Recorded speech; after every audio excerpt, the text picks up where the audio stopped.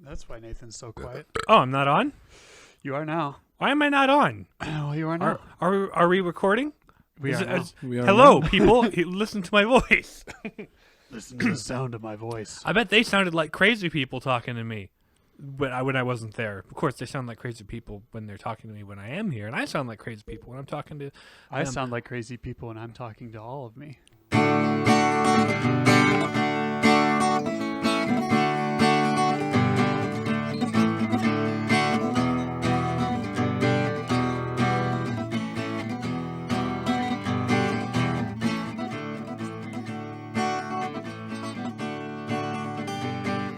I sound like crazy people. I sound like crazy. I sound like... I sound. I. I indeed. You got to stop there because I is just That's I. the last syllable. Yeah. The first and the last syllable. Say every syllable like it's the first and the last. Said no linguist ever. Would it be a linguist? I think it'd be a linguist. These these pistachios aren't doing it for me. They don't taste like pistachio. No. When I set out for pistachio, I don't want spicy Mhm. or like zesty or whatever. I just want pistachio flavor. Mhm. I like the garlic. Maybe like slightly salted or something. I don't know. Maybe it's just me, but I liked it slightly better than average pistachio. Sunflowers are a little different, although I have the same problem with them as with pistachios in that I don't want to put something in my mouth that I can't eat all of. It's like, okay, I have to spit out this part so I can eat the other part, maybe, depending on how good you are at it. Yeah, it is a little extra work. It's like, just give me, I know that there are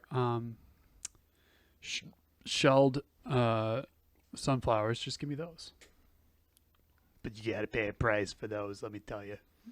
You see, I always like those sorts of things because I just like chewing things. I may or may not have an oral fixation. I don't know. But like when I eat even something like a strawberry or tomato, I will like go out of my way to bite all of the seeds in half before I swallow them. So those things are real I tiny. enjoy chewing on longer than necessary as well. But, yeah, I don't know. These tomato seeds have that kind of membrane around them that makes them really slippery. So it's just like an ego challenge. This tomato seed is not going to get the best of me. I am going to bite it in half. I'm going to bite you in half. An internal conflict. Is it even a Indeed. dicot? I think it is. Because those grow like naturally in two halves, making that easier. Whereas a monocot's something more like a corn seed.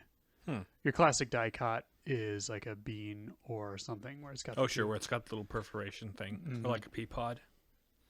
Well, no, like the actual seed itself is like the in seed two itself. halves. So we plant the plant. This is Plant Science 101, boys and girls. When you have, say, a bean, for example, it grows, and those two halves of the bean actually become the first leaves.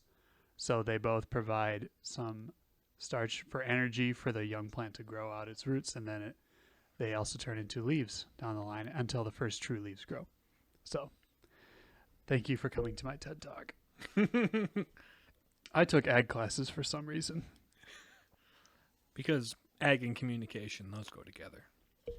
They could in this neck of the woods, Actually, yeah. If I had any wherein interest. everything revolves around agriculture. It is probably the largest industry, maybe not the most by I don't know, amount of money spent, but in terms of like geographical area dedicated, it's definitely even all of the software startups in the area have at least something to do with agriculture. yeah. So even like the new big industry, software development, all of that in this area is centered on agriculture. It's the staple industry and probably the one in which you will see the fewest people working on actual farms, but a lot of people make money from farms in some way, shape, or form. Like you have a seed company, or you have some sort of agriculture software, or what have you. Or even just transportation companies. Or insurance, yeah. Transportation's a big one. But Chemicals. chemicals. Fewer and fewer people nowadays are actually like just straight up farming. Well, because there's fewer and fewer individual farms. Well, I think those are kind of hand in hand because you have people who didn't stay home to take over the family farm. So the family sold the farm to somebody else. And so farms just kind of grew and grew because people were farming less and less. And also, it's becoming more and more automated and more technological, so there's not really a need to have as many people involved directly with the process as there used to be. It's kind of neat the stuff they can do now, because before you would just kind of look at your field and be like, all right, well, I'm seeing this and this symptoms on my plants. I'm just going to dump fertilizer everywhere and hope it works. But now, because of the technology that's been developed, you can be a lot more targeted with your fertilizer or your irrigation or what have you, so it leads to less waste, which is kind of neat. You said targeted, and I'm like, you have like an airstrike drone with like. I mean, well, they do have farming drones, right? But I mean, those are for like scouting fields, not really for actually like. Right, but just mount a fertilizer gun on the bottom. Tactical fertilizer. Incoming! I mean, they do have fertilizer spikes for trees. Right. We used to use those on our spruce trees, actually, back home, for the ones we planted. It's kind of funny because we planted all of the spruce trees in our yard at about at about the same time. But the ones that had the most sunlight got the biggest. And the ones that we planted in slightly shadier areas have not grown. They're still alive, but they have not grown at all since we planted them, which is kind of nuts. Because some of them are like 40, 50 feet tall, and the other ones are like 3. So it's, I guess those spruce trees, they like their sunlight. I don't have a whole lot of experience directly with like planting things. Dad has done some gardening. Yeah. And I've been there present helping with that, but nothing more than like, burying a potato or two. Both my parents grew up on farms. Mom's a horticulturalist. Dad worked in the ag industry for a long time. Then we had a garden and a big yard and lots of like trees and fruit trees and whatever. So I spent a lot of time around my namesakes. I also grew up in central Minnesota, which had significantly less more trees, farming. less more farmland. trees, less like fields and farms. There was some of that, In fact, the property I grew up on was old farmland that we just didn't use because we weren't farmers. Dad did other things. Mm-hmm. But yeah, no. My mom studied botany, so I received a lot of it by osmosis. Mm-hmm. You just absorbed, like a young plant, the information. Indeed. As I did so many other things like Italian and cooking. Botany, and miracle Italian grow cooking? for the soul. And Italian cooking. Miracle grow for the soul.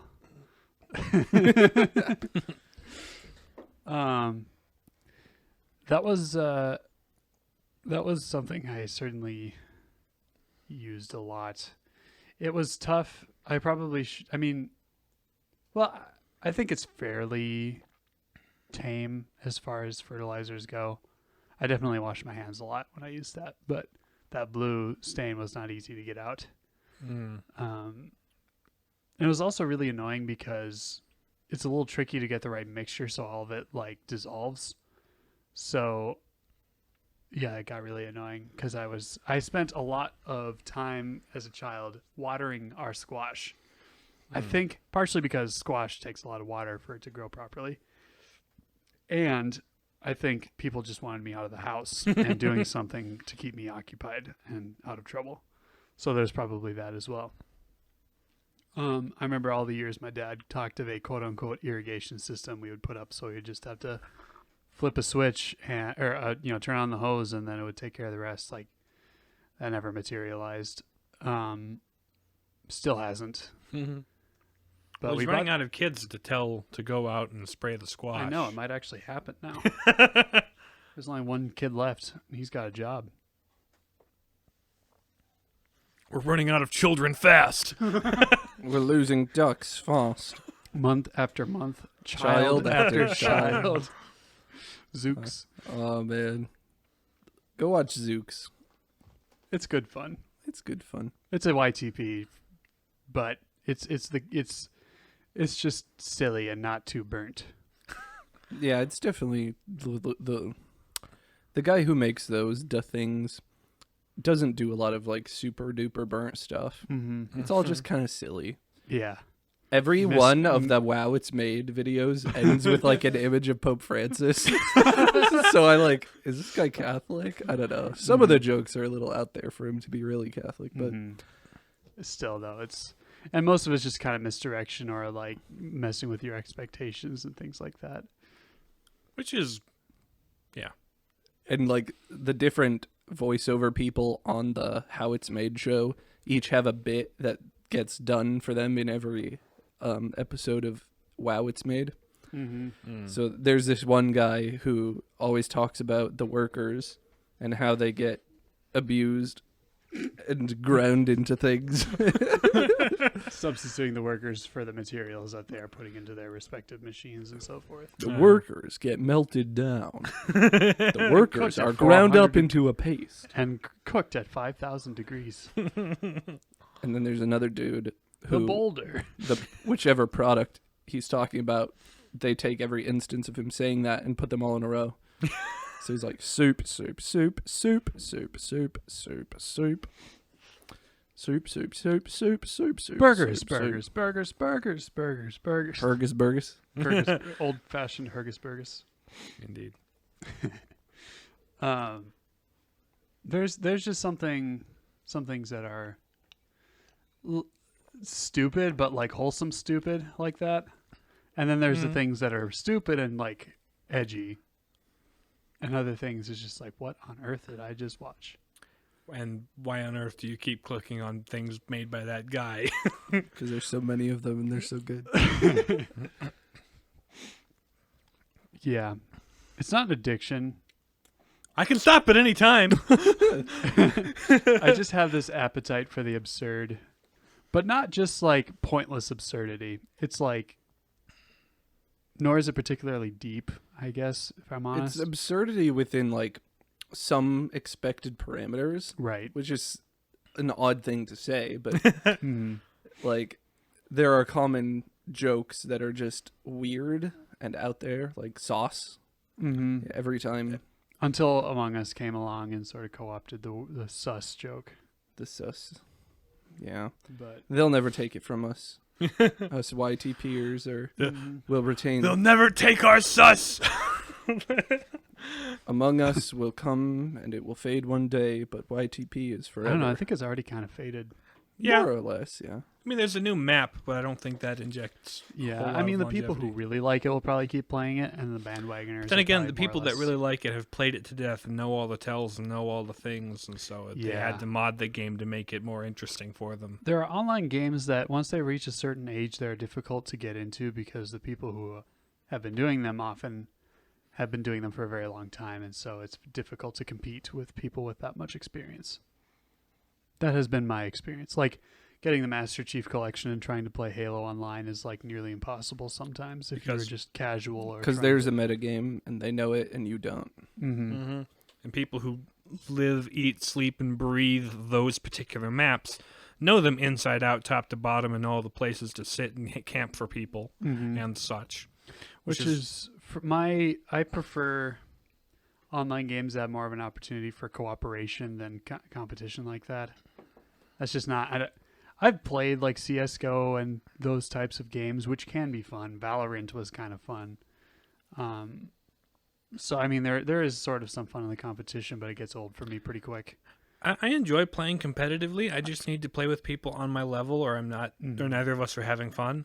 Either I'm the one on the bottom that's new to the game and having no fun failing, or I'm the guy that's played the game my whole life, and the person I'm playing against is the one failing all the time and being discouraged. And I'm like, now it's not fun to. I would rather lose by an inch than win by a mile. Yeah, You know, I want to, and it's a thing. it's a thing. I always like playing against people who are wildly better than me when it's something I actually want to be good at. Right. Yeah, Because, like, that's how you get good at a thing. You is observe people who are wildly you good get at it. forced to be able to deal with someone who's really good at it. And then once you can do that, your competition is just escalated. Speaking of escalated, we're the Palladium Papists. I'm James. I'm Nathan. And I'm Riley. And today we are getting super serial. about WandaVision. One day, 3 lads from North Dakota were bitten by a radioactive television, and with their powers combined, they are Super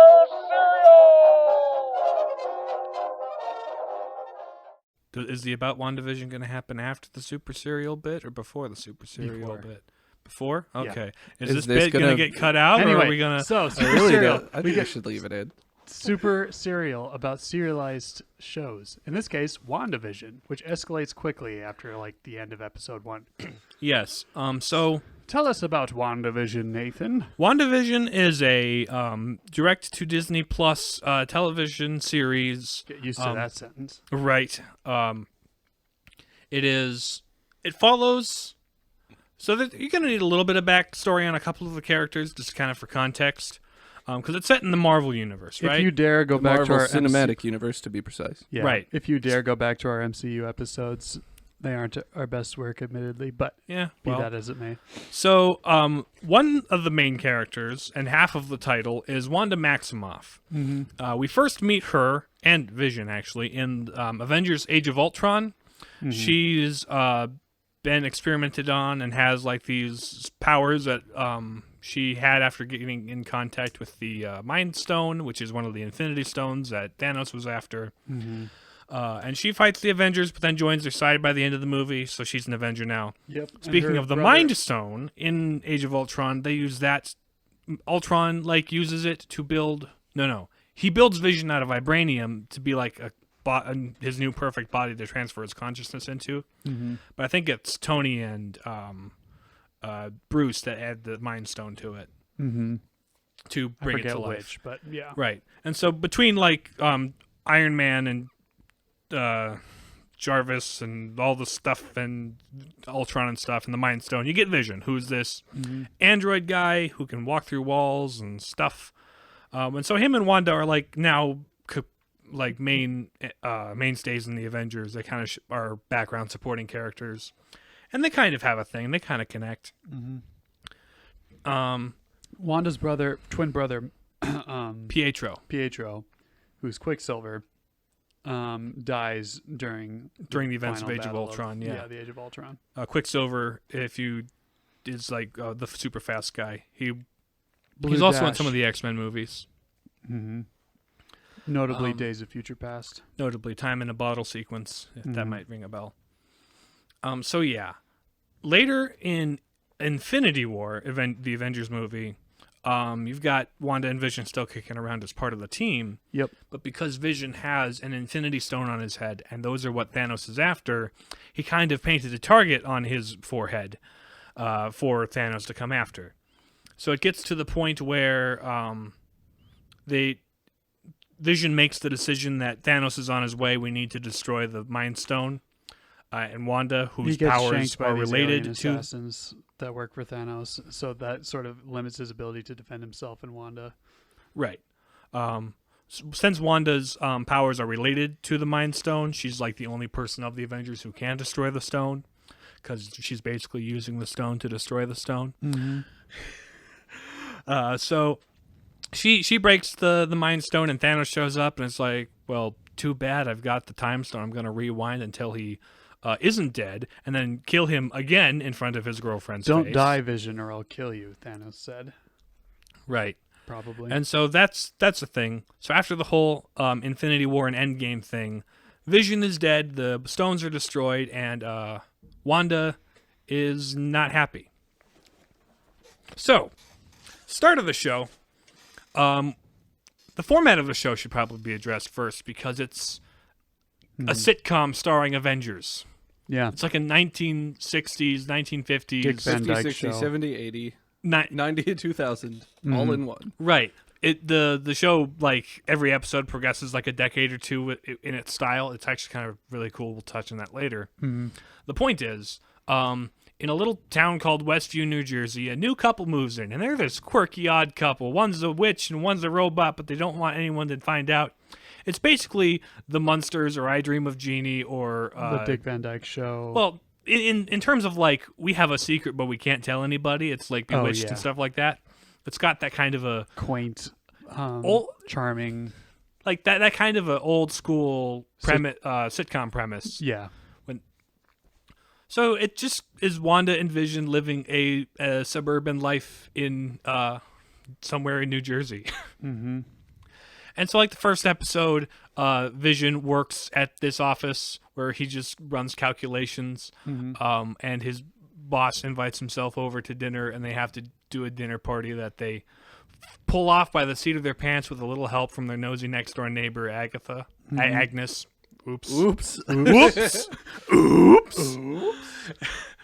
Anyway, so episode 2, similar sort of thing, just some shenanigans about how they're kind of misfits trying to fit in. Well, but like every so often in the episode, we'll get a hint that something's off. mm-hmm. There'll be a person that acts odd. Well, the first sign is like the boss starts choking on something, and that kind of throws everything off the rails a little bit, because they're just having this chatty like scene at the dinner table, and then like the boss starts. The boss choking is on like, his food. actually, they're asking, so how long have you been married? Where are you two from? And they're like, they don't know how to answer that. Well, Vision doesn't know how to answer that, and Wanda doesn't want to answer that. Well, at first she doesn't seem to be able to answer that question either. She doesn't seem to be able to. But it's kind of revealed later there's things. Mm-hmm. And also at the very end of the first episode, we see this basically television monitor thing. And Somebody watching it. somebody's is observing watching this broadcast that is apparently a broadcast. And we hear a noise over a radio. Wanda, who's doing this? That's to you, episode Wanda? 2. Is it? That's two. She also comes in contact with her first in-color prop, which is like this little toy helicopter thing Mm-hmm. that has like a mysterious logo on it. Mm-hmm. And also at the end of that one, there's like a random beekeeper guy that comes out of the sewer systems, and Wanda physically like rewinds the episode to before that happens, so it doesn't happen, so that it's like it ends happily ever after. Mm-hmm. So we're getting some weird, creepy mystery stuff going on. Like, we don't know what's exactly going on or who's in charge or what's behind it. So, like, the next episode is the first one in color, and that's the pregnancy one, right? Yeah. Yes. That's the one where Wanda inexplicably gets pregnant overnight, and suddenly it goes through 9 months of incubation. And by the beginning of the episode, she's like 3 weeks pregnant. By the end, she's already birthed twins. Mm-hmm. So it's really... And they have grown up substantially. Well, Yeah. that's the next episode where things like that start to happen. Mm-hmm. So it's like, none of this is normal, obviously. It's kind of weird. It's this And whole one of thing. the side characters suddenly is like, "You're Wanda. Your brother Pietro was killed by Ultron." And she's like, "You're not welcome here. Get out." She just yeets her off the show With her witch powers. With her magical powers. with her air quotes Infinity Stone powers. Mm-hmm. So I think it's at this point in the show where in the episode titled "We Interrupt This Program," Mm-hmm. that we take a look outside of this idyllic little world of sitcoms and see who the people watching the TV are and who the people that are sending the drones and the beekeeper through are. Mm-hmm. Because it turns out there's this government agency called SWORD, which is basically just kind of SHIELD 2.0, Mm-hmm. which is creatively named because swords and shields, they go together in this whole thing. In the show, it's sentient weapons, observation, division, Research division. something like that. Yeah. In the comics, it's sentient worlds, observation and research division. So it's the outer space shield in the comics, but in this, they're not going to outer space. They're just an excuse to they call it sentient weapons because they have vision on their hands. Google listing notable members. Franklin, and my brain is just like Franklin the Turtle from like the cartoon. Is it Franklin Richards? I probably, but anyway, He isn't in the show, but he's this other character. yeah. Anyhow, so we've got some returning characters from other movies. We've got the FBI agent from Ant-Man. Mhm. We've got one of the Asian Jim. Oh, yes. Yes.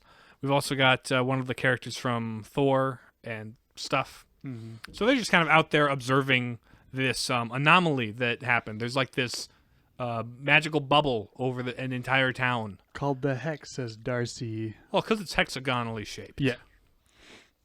But it's also called the Hex. We'll get to that. A little bit of foreshadowing. A little bit of foreshadowing. Mm-hmm. So they're like observing what's going on because a few days ago, Wanda stormed into Sword headquarters and subsequently made a little bit of a mess and flew away. And Vision is air quotes missing. The body of Vision. The body of Vision, because Vision is dead, which is odd because he's walking around in the bubble, isn't he? What's the deal with that? What's the deal? Yeah. This isn't Seinfeld. No, they don't really reference Seinfeld in this. No. Anyway. It's not. Seinfeld is It's a different style. They're It's a doing different thing, they're doing the yeah. couples family Angle. angle of sitcoms. So this whole episode just kind of follows them trying to figure out what's going on within the Hex. They send a drone through that gets promptly turned into a toy helicopter by passing through the Hex, because like whenever they send something through, the bubble like will recreate it into something appropriate of the time period that they're mimicking in the show. Well, the whole investigation starts off right where you have Monica Rambeau and this FBI agent Wu. Oh right, Monica Rambeau, she's important. She's the daughter of the lady from Captain Marvel, a character that you probably don't remember. Which who can blame you? But anyway, so she's a agent at Sword, and she gets sent to investigate this report. And out of notices like this near invisible field around this like abandoned looking town, and she kind of reaches out to touch it and gets sucked in. Mm-hmm. And she's the character that and all of a sudden now she's just a side character with no clue who she was other than like her character on this TV show. Right. And this is the character that got yeeted out of the Hex after mentioning that Pietro died. Yeah. And so now the Hex is like sort of surrounded by the Sword agency, all these people and their scientific instruments and stuff like that, trying to figure out what's going on. And the main head guy that I don't remember his name because he's just kind of generically a jerk. A jerk CEO bad guy type who's like, we need to reclaim Vision because you stole him because we want our weapon back. Even though like Vision distinctly didn't want his body to be turned into a weapon when he died because he's that kind of nice guy. So yeah, basically that whole episode we kind of learned that's what's going on the outside. Yep. And as that's going on the outside, more and more on the inside, things start to unravel a little bit. We go to Malcolm in the Middle. We go to Malcolm in the Middle, and the boys have inexplicably aged up to like preteens. 10, 11. But prior to that, in the episode just prior, where like the dog dies, I think. Wanda sits down and talks to her boys about, I can't bring the dog back to life with my magic. That's not a thing you can do. You can't cheat death using superpowers. That's not a thing we should do. Well, and the boys are like, but why not? You can do it. And she's like, well, but I shouldn't. I can't. You know, it's like this. She's starting to realize this is like. We're starting to realize that maybe Wanda might be more aware of what's going on than we initially thought. Yeah, she might not have initially, but she certainly is now. She also brings up Pietro in that episode, who shows up at her doorstep at the very end of the episode. And it's not the actor from Age of Ultron, it's the actor from Days of Future Past. Yep. Which is odd. Yep. That doesn't become and important. Wanda, he shows up at the door, and Wanda is not expecting this. Right, so he it's sort of interrupts, like, Vision all this time has been gradually, like, slowly figuring out that something isn't right, and Wanda's behind it. So he sort of confronts her, and she during the credits. Yeah, she tries to interrupt him and end the fight with the credits, and then they are about to get into an actual like fight, and then Quicksilver ? Shows up at the door. Mm-hmm. It's like, I'm your long lost brother. It's like, and then you cut to outside and they're watching it on TV, and it's like, wait, they recast Pietro? And then see you next week. What? No, come on. But that's yeah. Yeah. It's after Pietro shows up that we jump to Malcolm in the Middle time. Mm-hmm. Because now the kids are preteen and it's Halloween for whatever reason. And Vision's gone, so Vision's- Wanda's a single mom. They did all the now. tropes except for a Christmas episode. Well, I guess. I suppose in all the older sitcoms that wasn't really a thing. I guess. But anyway. So yeah, Vision is exploring the town trying to figure out what exactly is going on, and while Wanda's trying to keep her boys in line and also keep her Quicksilver in line. Her and Vision aren't exactly on speaking terms right now. Yeah, there's a little bit of a Tension. spat that went on between them because Vision's like not sure what this is or what's real, or Because did he we has get no married? memory of anything before this. Right. So as he's exploring and Wanda's like just doing the trick or treat thing with her kids, Vision gets to like the edge of town and starts to see people who aren't acting completely human. They're standing in place, doing repetitive motions, like they're background extras that aren't meant to be focused on in any capacity. He also comes across Agnes in her car, Mm-hmm. and she's like, and she gives him, Vision has like his face through the wall's power that he's used on people a couple of times to like Wake snap them out of whatever's keeping them playing sitcom characters. Mm-hmm. He does that with Agnes, and she's like, "You gotta stop Wanda or whatever. Your Vision, you died." And Vision's like, "I don't know what an Avenger like, is. I don't remember dying." That's not Wanda's got us all stuck here. We're going to be screwed. Vision then tries to exit the hex, and as he's pushing his way out, the sword people are watching, trying to, See what happens. see what happens. And he just is kind of disintegrating as he's leaving the hex. And Wanda picks up on the fact that he's trying to leave through, I believe, one of her kids that has her magic Telepathic, powers. yeah. And upon hearing the news, she uses her powers to extend the range of the hex. Mm-hmm. Well, Um, at one point, they send in a drone to figure out what's going on, and then Wanda comes Right. out and is like, "Stay away." right, that was early in the show. They try and blow her up with the drone. Mm-hmm. So yeah, she knows people are out there trying to get in. We can see, but at this point in the show, we know that she is in fact in charge of what's going on here and behind the whole thing, or behind most of the thing. Yeah. We still don't have an explanation for Quicksilver at this point. Until we get to the Office-like episode. Right, because we've gone up a decade to the 2000s. Mm-hmm. And so we have, and we'll get into the style. There's lots of things to like about the style of the show. Mm-hmm. Because in this Office episode, like, she's... Like mockumentary style. Right. She's starting to, like, lose control of things because she's overextended her reach a little bit, so things are slipping between time periods and such. Mm-hmm. And she's just kind of falling apart at the seams at this point. She leaves her kids with her neighbor Agnes, While she To takes just- a day to sort of sort herself out. which turns out leaving her kids with Agnes wasn't a good idea because she later goes into Agnes's house and realizes, oh, she's got a dark, spooky basement, and turns out she's also a witch. So that's the thing. Mm-hmm. And was behind it all along. That was great. She has this whole every episode has had like a different theme song opening, and then that's emulated like different stuff from over the eras, and then Agatha gets her own when it's revealed that it was her. Yep.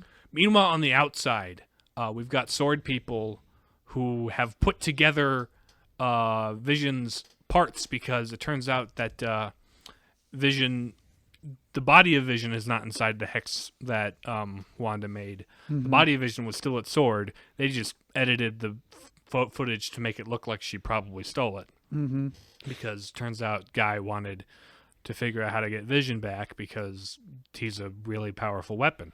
Mm-hmm. So they rebuilt. So Sword rebuilt the body of Vision, hoping that I don't know if they knew what Wanda would do, but it's like she has a version of Vision. Let's see if we can get the mind of Vision back too. You know. Mm-hmm. So that's the thing that's revealed. It's like we're getting in the last 3 episodes of it now. Yeah.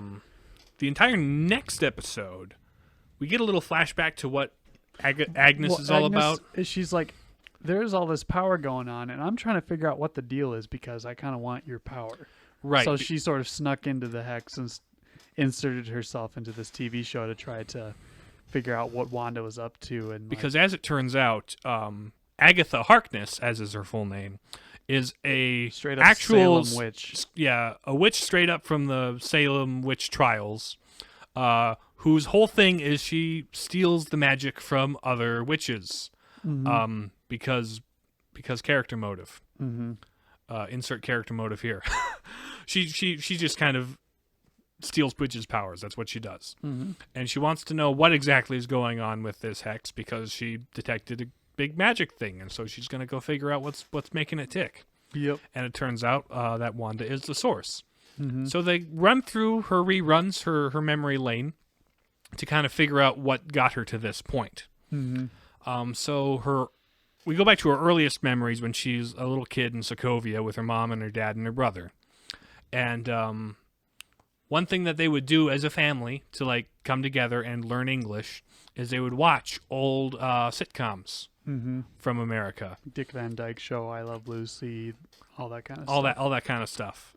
So one evening, as they're having their weekly family TV time, the Civil War that's going on outside in Sokovia bursts right through their living room wall, and there's a bomb that killed their parents, but their parents died in an explosion, but there's just a bomb sitting unexploded in their living room with the name Stark on it.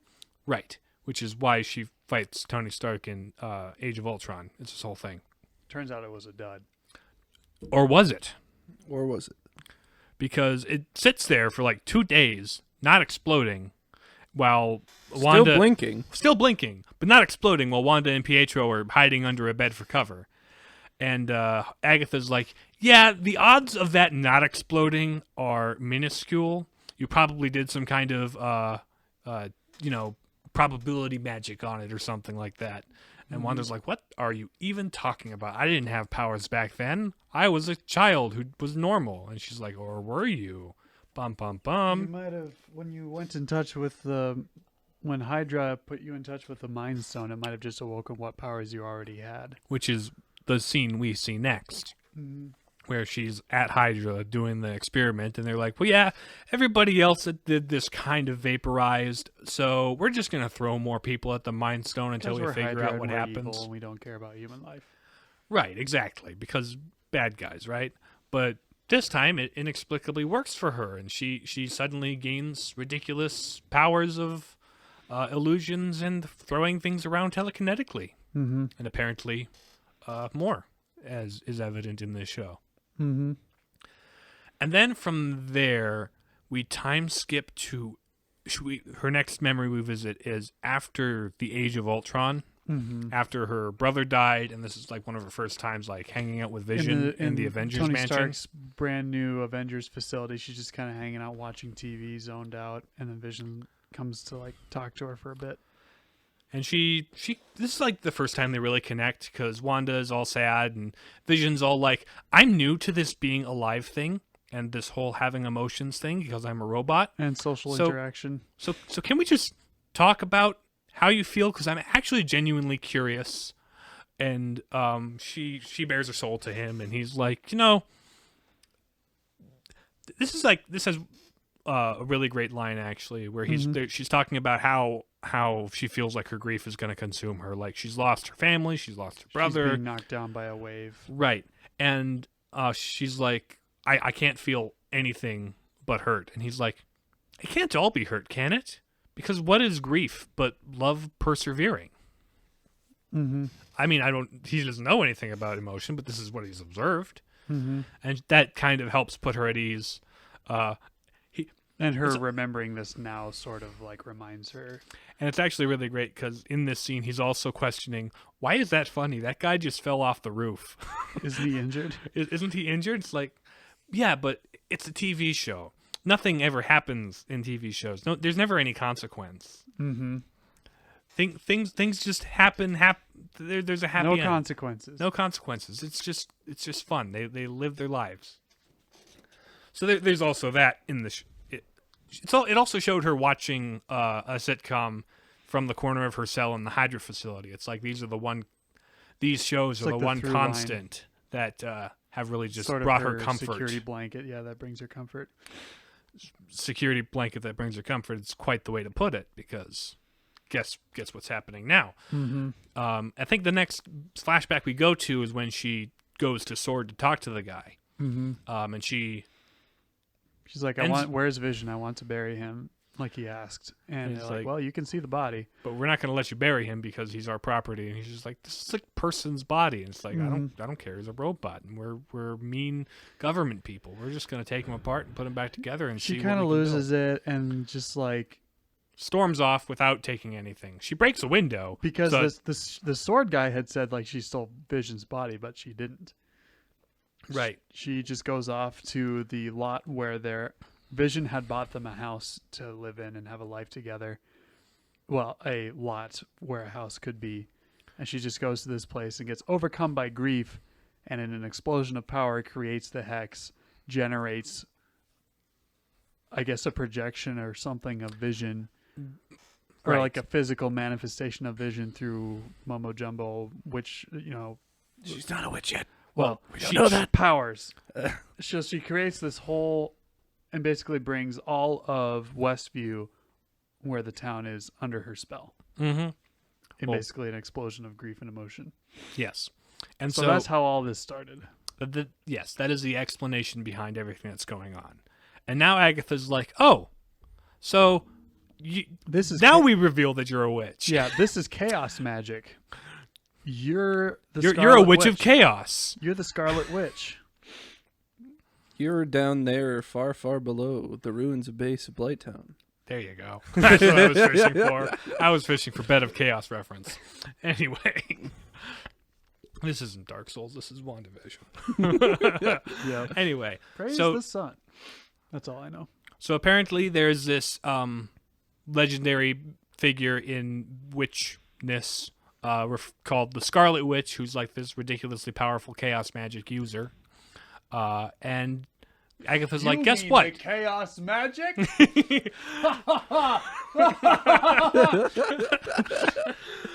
But no, Agatha's like, you know what? You're gonna like destroy the world or something, and I kind of want your power, so I'm gonna fight you and Yoink. stop you. And so that's kind of what happens in the last episode. Into a big showdown.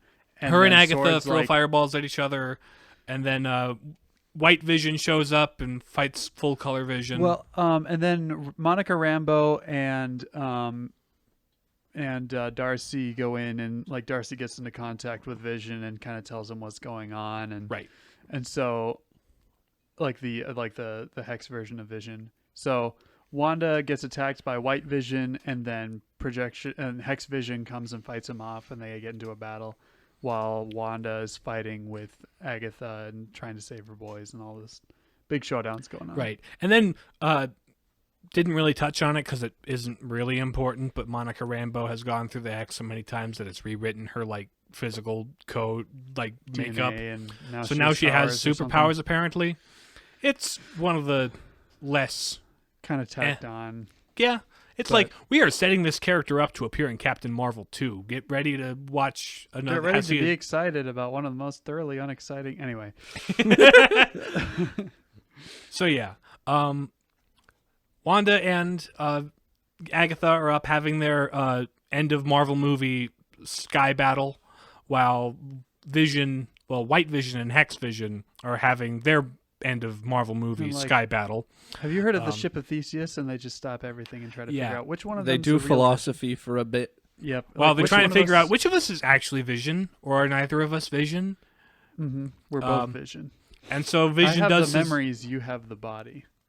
So WandaVision does the head touch and unlocks the part of his brain that held his Like memories. the physical data, because it's like, he's a computer basically. Sure, so there's he's none still of the got that. actual memory or emotion But attached. the sword but- people blocked that from him, so he was just more of an inhuman killing machine. Right. But Hex Vision unlocks that, and White Vision's like, okay, I've got to go I'm think Vision. about things now. Bye. Bye. So, The Incredibles, the WandaVision family get into a showdown with Agnes or Agatha. and then, Sword shows up. yes, Sword shows up, and they do a thing. They're just kind of there.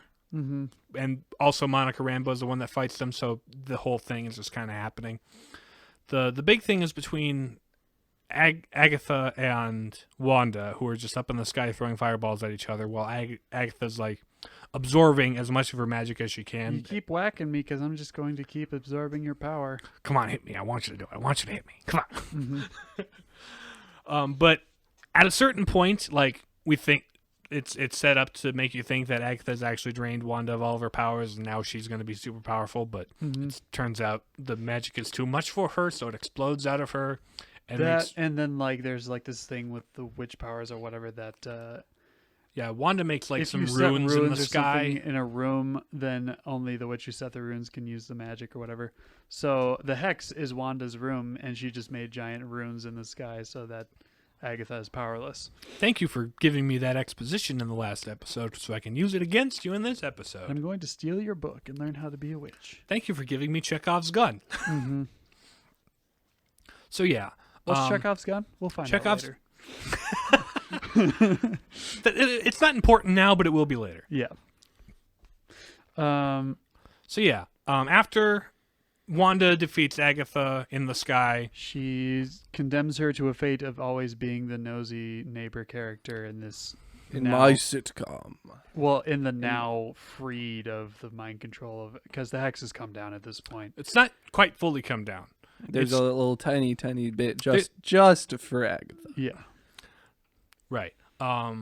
So now all the townspeople are mad at her because she's been controlling their minds for the last week or so, and so that isn't cool.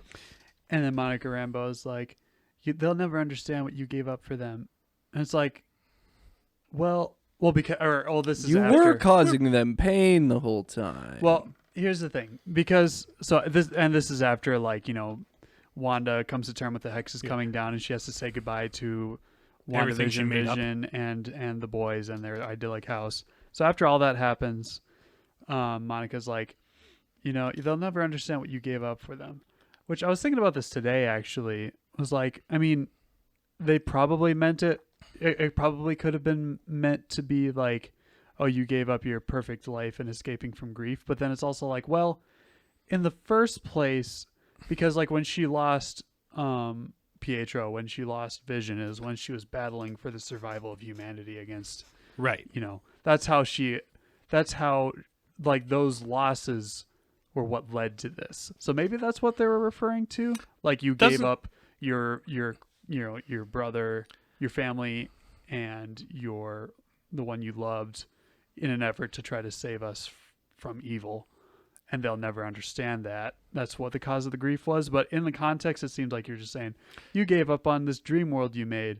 They'll never understand. It's like, right, but you caused them psychological pain. So those are a couple of different ways of thinking about it, I suppose. So yeah, and with that closed, Wanda goes off in the middle of nowhere to read a magical grimoire that she got out of Agatha's house. and drink tea at the same time. Right, because she And can kinda now more- bilocate, apparently. Fully realize her Scarlet Witch abilities.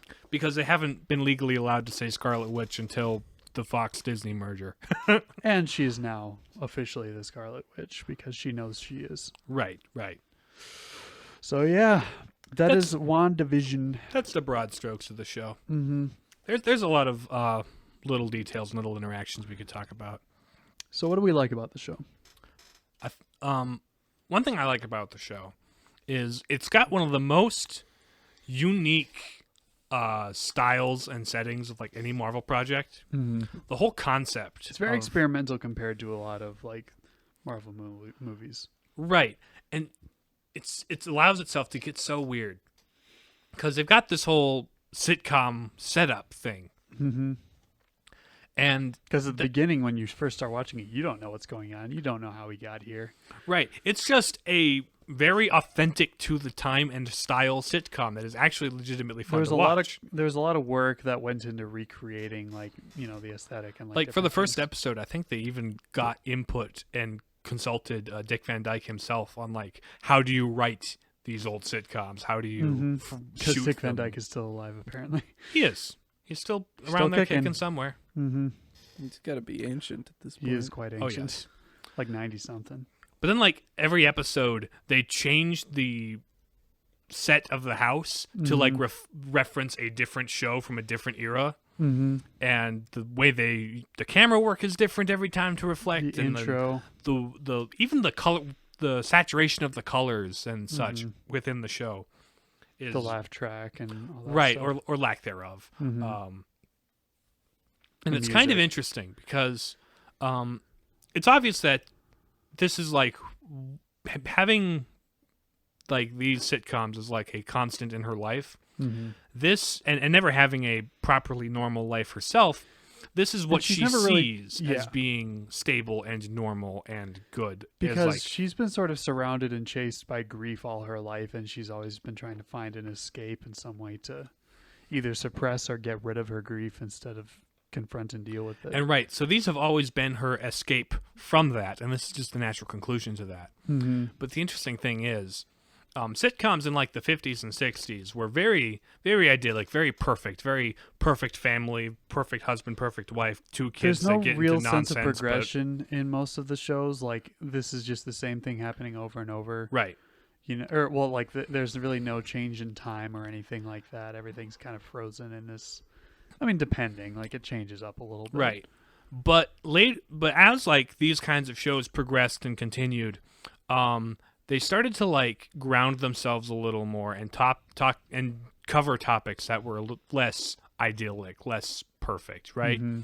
You started having an episode about pregnancy, which is like they wouldn't touch that with the 30-foot pole in the 50s. in the 50s, but in the now 60s, it's the 70s and yeah. late 60s. They start doing shows about that. They start doing shows about It basically follows the trajectory of like, you know, the topics and like attitudes of sitcoms as they went through right, because the decades. you get to the late 80s and early 90s and you get Malcolm in the Middle, you get Seinfeld and It's Always Sunny, and these shows about kind of people that suck in a life that sucks. And at this point in the show, things are starting to suck. You're starting to see the cracks. You're starting to see what's going on and how awful this is. And so that progression of the genre in real life, it uses our familiarity with the sitcom tropes as like sort of a shorthand for what's going on in the show. So it's like a second layer of like storytelling that I just find super fascinating. it's super clever, super well put together. Using the medium of television shows to tell a story in a use the television television to tell the television. show. Yeah, precisely. It's really fascinating. So I think, like, stylistically, it is very experimental and very unique until the last two episodes where it's just a normal Marvel movie. One of my favorite parts of each episode is the little commercials that they do. Oh, I love yeah. the commercials. They're great. They're so good. And each of them are so clever. They reference something about Wanda's past. And there's always, like a few in the later episodes that are like, dang, I actually watched these. Like, there's one that looks kind of like the Chips Ahoy, like, oh, sure. claymation commercials or whatever. And I was like, dang, this feels oddly familiar and kind of weird. And then there was, like, there was an old, There was a like... paper towel commercial, and it was like, it was so good! Lagos paper towels for cleaning up the messes that you didn't mean to make. Which, As the a MCU, Lagos is the place in Africa in Captain America Civil War where Wanda tried to prevent a bomb from going off. But ends up instead starting blew the up a Civil hospital. War. Yeah, but ended up blowing up a building and starting the Civil War. And so stuff story. like that was just so clever. What was so the good. Strucker like? There was Strucker watches, and Yeah. which different- Baron Strucker was the guy that was Age in of charge of Ultron. Hydra that gave her the powers and stuff. Mhm.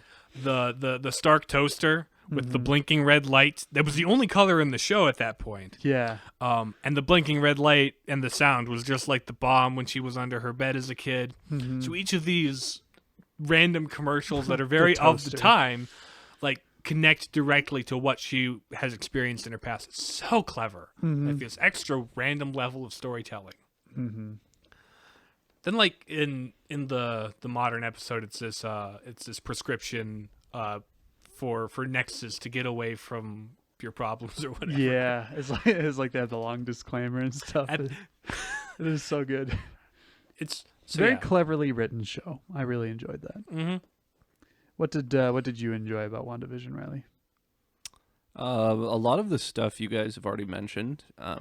The fact that it is psychic powers connected to grief is eerily familiar to something we have already discussed. Oh yeah, that was before we got super serial about shows. That was wasn't it? before we got super serial, but Yeah. it is interesting that multiple people have kind of put forward that connection, just like emotional trauma and just feelings in general will How have they affect- have the capacity to give you abilities you didn't know you had. And how trauma often comes from like the formative year, like in the formative years, often causes like the deepest like mental distress later in life. You can either draw strength from them, or you can harm everyone around you with them. And sometimes you do the latter without meaning to.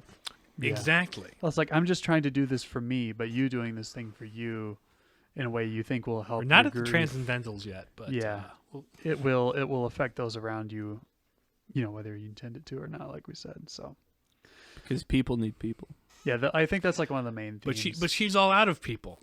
Right. That's the Oh, by the way, unfortunate the part. Quicksilver thing doesn't turn out. It's Yeah. it's just a guy that was possessed by Agatha. That's So that was all a bit of monkey a wrench in the works. You got us excited about a multiverse for nothing. Yep, the second time they've done that, because in Far From Home they did that again too, with the misdirect with Mysterio. Right, but I love the misdirect with Mysterio. That was so that good. at least that made was sense. perfect. Now it's just like now you're just being mean. Yeah. Come on, Marvel. Anyway, so I guess with that, are we ready to go into some transcendentals? I think so. Yeah, we can. Yeah, most of the other points can be brought up. This way. Yeah. Truth. What is true in WandaVision? I think like the theme of like, grief is And- probably the biggest Yes, thing. that is the biggest thing. You And- have to walk through your grief in order to understand why it's impacting you in the way it is. And also, like, Trying to suppress it or run away from it. She puts a will mask only- on it. Yeah. she does all kinds of things to make it go away. She makes her loved one just reappear with her magical powers so that she doesn't have to face the reality that he's dead and there's nothing she can do about it. Yep. Well, not anymore, kind of ish, but whatever. Well, she can't. There's nothing. not she can actually Vision. It's not actually Vision. It's not sure the it's person. her love of Vision, it's her memory of Vision, it's her part of the Mind Stone that kind of comes together and makes something eerily close to what Vision was. But it's not actually Vision. Yeah.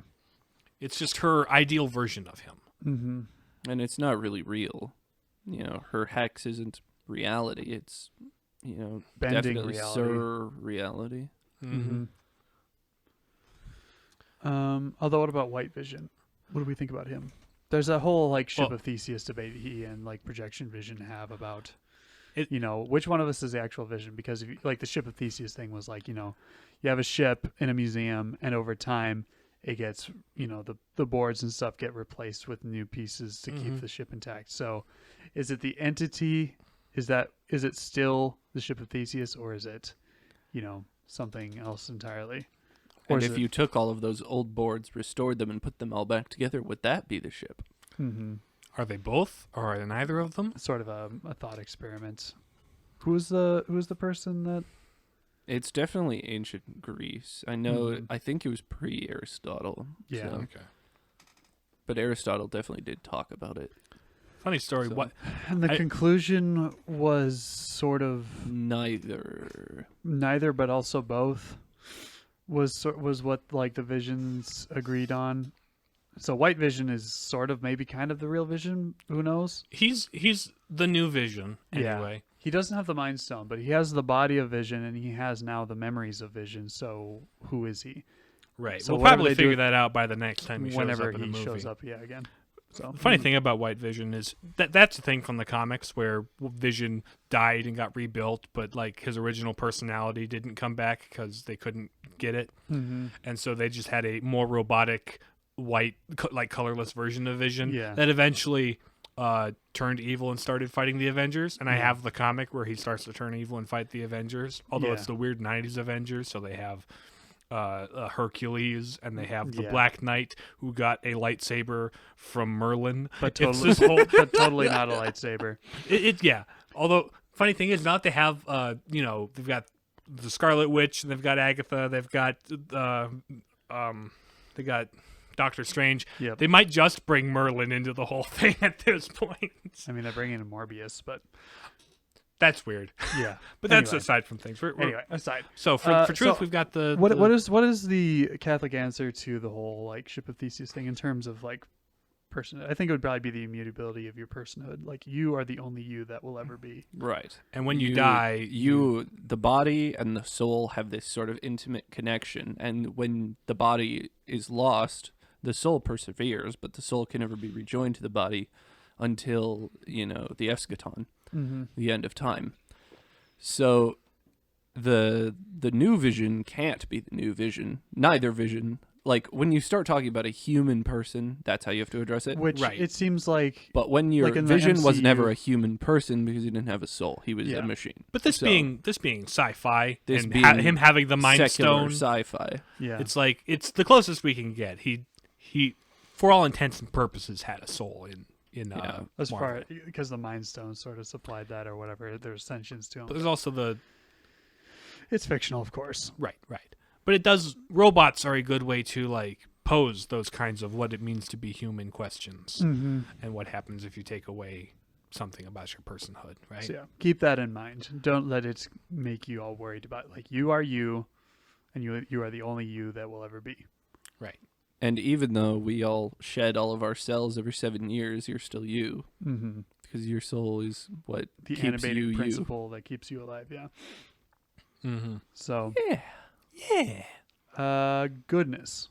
What is good in WandaVision? What is good in WandaVision? What is good in the WandaVision hood? Every time you say what is good, it's like my dude. My dude. My boy. My little... Anyway, I think like the main piece of goodness that comes from this is Wanda coming to terms with her losses and eventually making the choice to move on. And then she's also like letting go of her grief allows her to evolve and become more fully realize her abilities. Although at the end of it is like, okay, so is she evil again? Question mark. Kind of. Not like evil, but like going to destroy the world apparently because prophecy. Yeah, what's the deal there? We'll have to watch. What is the deal with the world's destroying witches? So, stay tuned, I guess. Stay tuned, I guess. Yeah, stay tuned, I guess. I don't think she's going to be evil. I think she's going to be just like morally neutral. Yeah. So I exist. Which, as I understand, that's kind of how the character has been. She's bounced back and forth. She started out as being one of the Brotherhood of Evil Mutants from X-Men, but then bounced to the Avengers, but then rejoined, stuff, and then I think, and she's done some shenanigans. This is obviously based on several comic books. It's like a merging of several different stories where Marvel Cinematic there's a little bit of House of M in there. There's a little bit of the Wanda and the Scarlet Witch and the Vision. There's a little bit of another Vision story in there where they try and just live a normal human life, but they can't because they're superheroes and superhero shenanigans happen. So yeah. Vision, I think, in this episode, he has some really insightful moments and like is sort of able to like. Even though like he like the Hex Vision is like Wanda's attempt to like avoid thinking about her loss of vision, like he kind of helps bring her back around and is like able to remind her of the love she once had for him. Right, and then also gives her an opportunity to actually let it go because the first time she was kind of forced into killing him because they were painted into a corner. Then the second time she lost him, she just had to watch helplessly as, Thanos ripped it out of his head. And then proceeded to snap her out of existence for 5 years. Mm-hmm. And so this time, she's actually making the choice to let go. She's actually coming to terms with it. And so their kind of final tender moment she vaporizes the hex and lets go of everything was really kind of good for her. Then she has this kind of moment with Monica Rambeau, like we were talking about, because Monica was in the hospital with her mom, like recovering from cancer. Her mom was recovering from cancer, and she was there visiting when the Thanos snap happened. Then she comes back 5 years later after the events of Endgame and realizes her mom died while she was out, and so she just kind of woke up in a world with nothing, with no living relatives and no friends she can trust. So she sort of was forced to kind of process her grief, like, because her mother was long gone. And so she's able to kind of connect with Wanda on that level. way. Yeah. So that was good. Yeah. Beauty. I mean, once again, the style of the show is so good. I love how, like, every episode... A lot of creative effort went into this, Oh, yeah. and it's like it really pays off. Every episode has its own, like, intro sequence and theme song, and it's so good. And I love how when it's finally revealed that there was a monster living next door the whole time, they rip off the Monsters theme With the same like melted wax font on it and everything. It's so good. The Agatha theme, so funny. But then, like, just the extra effort they went to get the aspect ratio just right, to get the camera quality just right, to get the colors, the they special used just effects right. even as they go through, because like Wanda's telekinesis looks like, you know, stuff dangling on strings like it would have been in the 1950s, Right. You know, like, or like jump cuts as Vision walks or through the a wall. animated intro for like the Bewitched style of thing, like as it would have been in the 60s, and like all that kind of stuff. So, like, in terms of beauty, it's a very stylistically distinct and very fun and creative show. So It's refreshing, I say, as Marvel projects go. It's like they Right. kind of shake things up a bit. Like they kind of fall back into the formula a bit. I will say, like, having the way that last two episodes landed It was after, like, climactic, but slightly anticlimactic. after to me. all the build up, it was after all the build up of the first several episodes. The last two episodes were not particularly satisfying. It got the nail in the board, but it didn't really like hit it square as Right. I had hoped. But that being said, you know, it landed. It did. They had a goal, and it was to establish Wanda as the Scarlet Witch, and they accomplished that. I've heard though, like partially, like the finale was partially kind of messed up because of the whole pandemic and stuff while they're trying to film it. So that would make sense to me as a viable excuse for that. But as it is, you know, It could have been better, but it accomplished what it set out to do. And for It the was rest an of the ambitious show, project, what and it it did really well. yeah, it was an ambitious project, and it didn't fall flat the way it could possibly. It could have been a lot worse. Yeah. So No, it was good. yeah, good stuff. Unity. What draws everything? What brings everything together in this series? Once again, there was a unified vision for this show, if you will. Actually, that the title itself, WandaVision, is not only putting Wanda and Vision's name together, television but it's also a television pun, but it's also Wanda's vision of her perfect life. And Wanda and Vision. Yeah, exactly. So that works on multiple levels, and that whole That reflects honestly, the title itself attitude of reflects the show. unity of the show. Where, like, the whole sitcom angle is part of Wanda's motivation. It represents, it's like this third layer of storytelling where everything works within the concept of this television show. It's so fun, so cool, so interesting, and so unified in that. Yeah.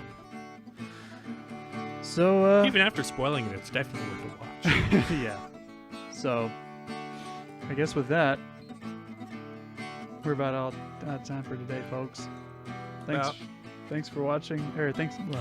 Watching. Thanks. This is on YouTube. Yeah, not yet. Anyway, thanks for listening to the Palladium Papists. You can listen to us on Spotify, Stitcher, Google Podcasts, and Apple Podcasts. once that's fixed. Follow us on Twitter and Facebook at Parapapists. If you have any questions, comments, concerns, or complaints, or suggestions for future episodes, email us at thepalladiumpapists@gmail.com. At Palladium Papists. It's not What the Palladium. Ah, dang it, yeah. There's no the. I was doing so well. Should we just change it? It's easier for me to change the way I say it. Maybe. Turns out on that. We will catch you guys next week. Bye. Bye. See ya.